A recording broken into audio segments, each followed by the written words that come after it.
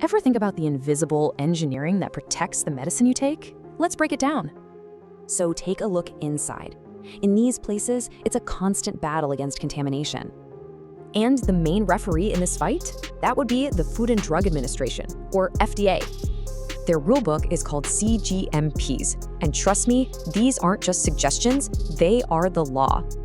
And when those rules get ignored, well, the consequences can be absolutely tragic.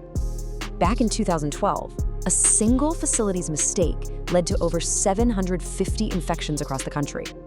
And even more tragically, 64 of those people died. This is why this stuff matters so much. So to stop this from happening again, everything starts with what's called hygienic design. Any surface the medicine touches has to meet this crazy strict list. It's totally non-negotiable. But a system is only as strong as its weakest link, right?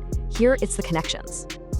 You've got thousands of these clamps and gaskets, and every single one is a potential failure point.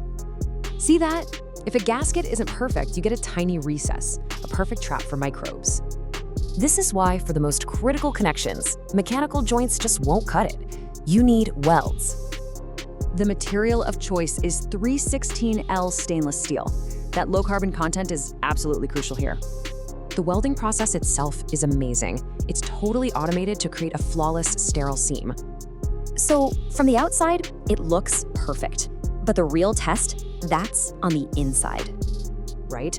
How can you possibly be sure the weld is perfect where you can't even see it? Well, they use this incredible tool called a borescope. It's a tiny camera that goes right inside. And they are hunting for any tiny flaw. If they find just one, the weld gets rejected, period. But you know what? A perfect weld is useless if you can't prove it's perfect. So for every single weld, there's a mountain of data. This is all about total traceability. And this quote just says it all, doesn't it? It's not just welding, it's about keeping people safe. So the last pill you took, it passed thousands of these tests, and now you know why.